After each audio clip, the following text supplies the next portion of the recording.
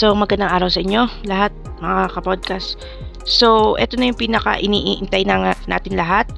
Ang surprise adventure time ko kung saan ako nagpunta, kung saan ako nag-unwind ng 2 araw, kung ano yung nangyari, kung bakit ako napunta doon. Kasi alam niyo mga kapodcast, sa buhay natin, dapat magkaroon tayo ng ng me time para sa sarili natin, para makapag-refresh yung utak natin. Although may mga responsibilities tayo na sa ating pamilya, sa mga work natin, pero kung sobrang burnout na tayo, sobrang stress na natin sa environment natin na hindi natin alam ang gagawin natin, magkaroon tayo ng konting quality time para sa sarili natin, para makapag-relax, makapag-unwind, makapag-isip, para sa ganun po ay hindi po maapektuhan yung ibang tao sa mga bad decision making na ginagawa natin. Magdaan tayo ng oras para makapag-pamper. Yung iba ang ginagawa, nagpupunta sa salon, sa parlor, nagpanicure, pedicure, at nagpapaayos ng buhok. Pero ako, pagka sobrang stress na ako, nababurn out, sa ganitong lugar ako pumupunta. So, panoorin nyo na lang po yung video, mga kapodcast, at sana maibigan nyo yung video na ito. Papatagalin at ito na po yung video na to.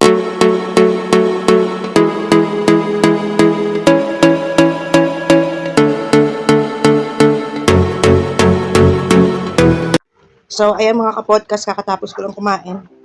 So, talian ko lang itong buhok ko. Then, punta na tayo dun sa pupunta natin. Ako din mga kapodcast, hindi ko alam kung saan tayo pupunta. Hindi ko rin alam kung anong lugar yun. Kasi alam ko museum yun, alam ko maganda yun. So, first time ko lang makakapunta doon. Nagtanong-tanong na rin ako kung paano makapunta doon. So, sana hindi tayo maabutan ng uwian ng mga bata para hindi masyado matraffic at para hindi tayo mapagsarhan ng museum kasi hapon na nga. So, ayun na mga kapodcast. Paalis na rin ako. Then, kita na tayo doon sa museum, mga kapodcast. 2 hours later. So, nandito na tayo sa Historical Museum, mga kapodcast. Pasukin na natin ito. Tignan na natin kung ano yung makikita natin dito sa loob ng museum. Hindi ko rin alam kung ano yung makikita natin dito. Pero alamin na natin sabay-sabay. So, ayun, papasok na ako dito. A few moments later. So, andito na tayo mga kapodcast. Pinagkaibahan lang kasi sa National Historical Museum doon sa Manila. Ano po? Walang entrance fee. Dito may entrance fee pero pinatos ko na rin. Kasi, ang mga kapodcast, ganito talaga ako ng kahit mahal to or something na gusto ko talaga pag-isip-isip ako, gusto ko talaga makapag nilay-nilay kasi ito yung dadaan ng problema. Ganda dito mga kapodcast hanggang first floor at second. Alam niyo kasi mga kapodcast, turo kasi sa akin ni Ate Myra, pagka full load ka na or sobrang para sa buhay mo, pumunta ka lang sa simbahan or something na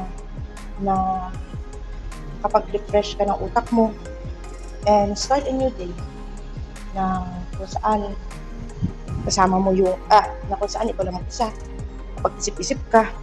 So naisipan ko rin na pumunta dito kasi una sa lahat sa museum kasi tahimik, wala masyadong tao, wala masyadong mga taong pumupunta or something, may pumupunta man pero ganun ka ingay.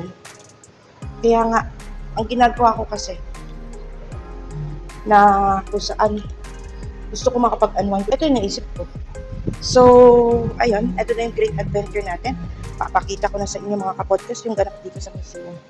Eventually, Ang ganda rin dito mga kapodcast, konti nga lang kasi mga lumang plato, ganyan, tandok.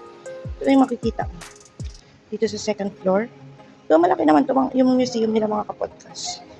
Ayan o, yung mga, hindi ko alam kung ano ito eh. Pero sabi wala naman nakalagay kasi. So, yan na nga mga kapodcast, may malaking baka doon. May mga ibon, ganyan. Paintings, mga pasok. Ito, Kapangita Susanito San Ate Great Scorpio. Gaganda lang mga kapodcast. Ito mga sinuunang sandok to eh. Kaso lang, bawal galawin mo. So, ito yung mga sinaunang tao na nanirahan sa lugar na to. So, ayun, ganda lang. Kasi, ito, Anthony Teblor Sakat, Undated hardwood carving metals. Kasi more on ano sila dito, yung pagkakaalam ko kasi mga kapot. Yan, no? Ano to, sa baka ata to eh. Kasi alam ko sa lugar na to, mahilig sila mga paintings, mga sculpture. Yan yung Lola Olympia. Lola Olympia look very much like her daughter Dorothea or Doreen. My best friend she was very dark. Ito yun, no? So, si Lola Olympia pala yan. For Gamboa, senior, portrait yan. At 13, they should, ito pala mga kapodcast, ayon dito, siya yung nagtahi ng Philippine flag, ayan o. Tapos, elsewhere, yan o, siya pala yung nagtahi ng Philippine flag, ayan. On November 7, 1898, the rebel dito pumunta eh. Yan o. En La Cabecara. So, mga ano na to. So, ito yung Philippine flag. Hindi na to yung original ata. Replica na lang to. So, wala namang, hindi katulad sa historical museum na Jose Alobera Reza Fuwa. Career highlights. Yan. General Juan Araneta. Since General Juan Araneta, hindi ko rin alam yung mga kapatid. So, ayun. Dito, ang daming gamot. Ayan o, mga gamot.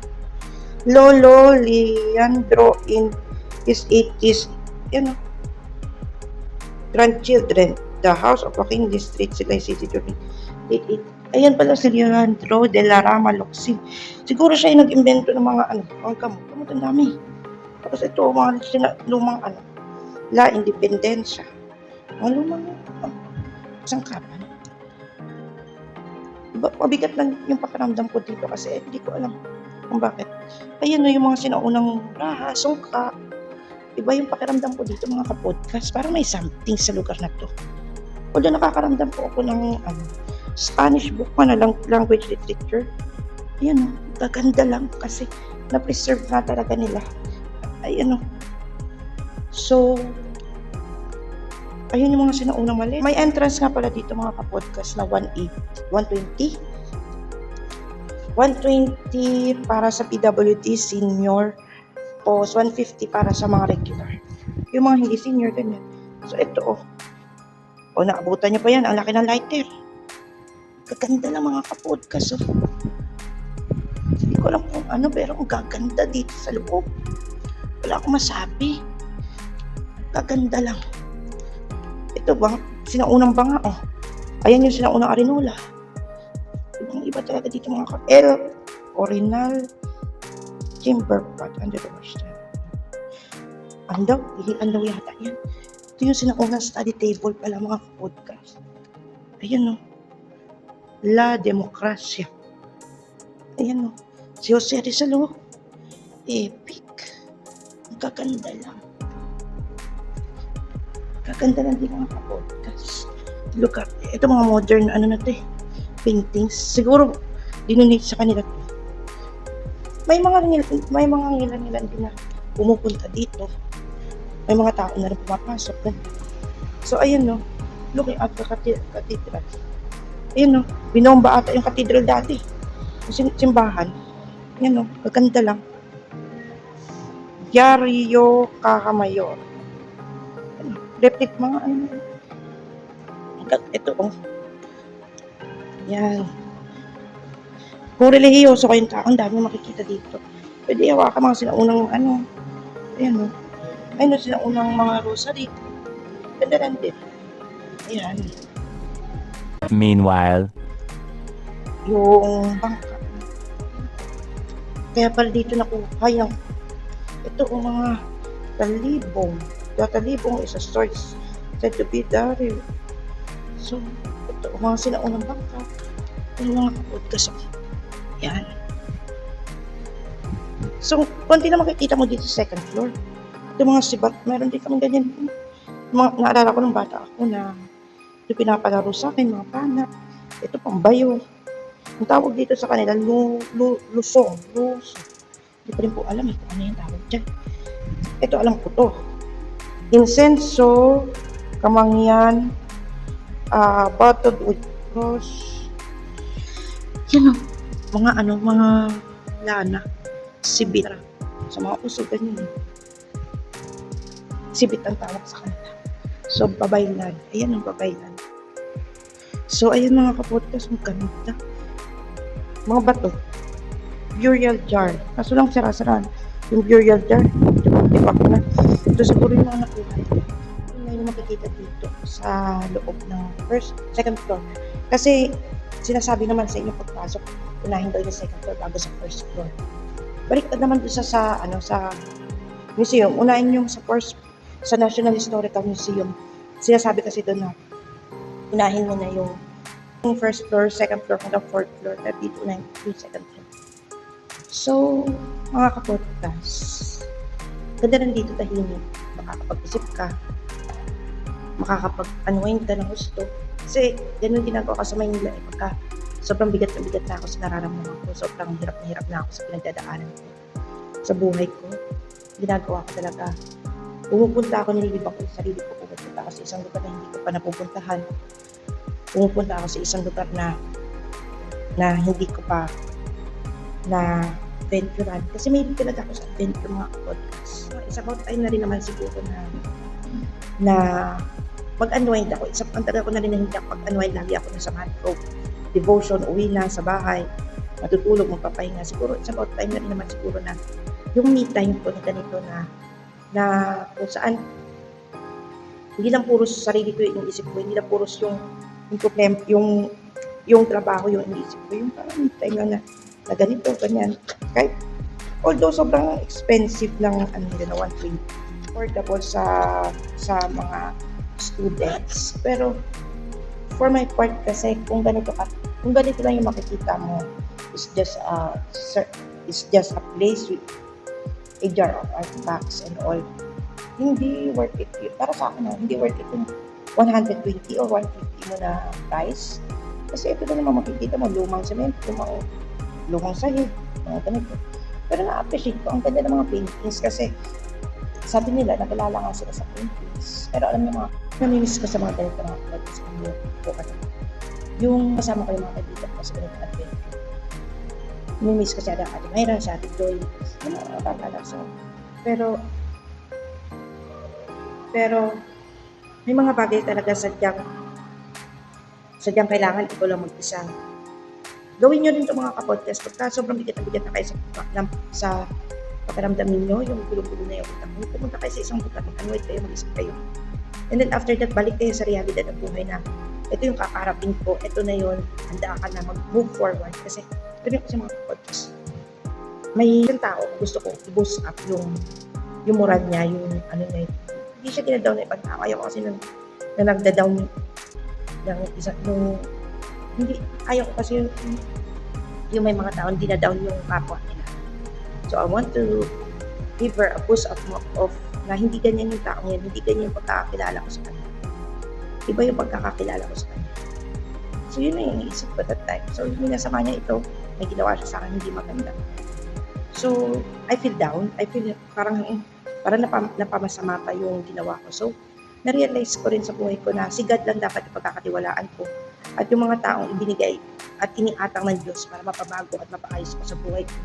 Kahit malayo man sila sa akin, nasa puso't isipan ko rin sila. Yung sila Ate Mayra. And, yung mga nakakarang araw din, bigla ko rin naalala sila Ma'am Annalyn, Aragwen.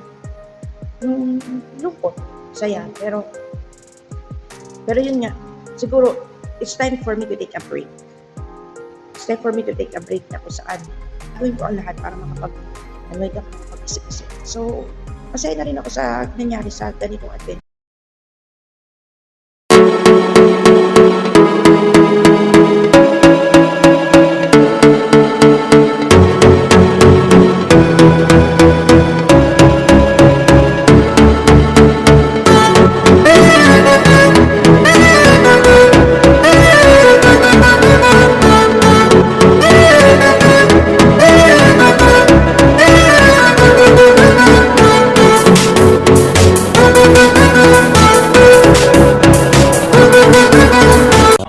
hours later. Ayan na nga mga kapodcast, dito na tayo sa 888 Chinese Store. So, hindi na ako nakapag-video dun sa baba kasi puro sa naman mga painting doon mga kapodcast.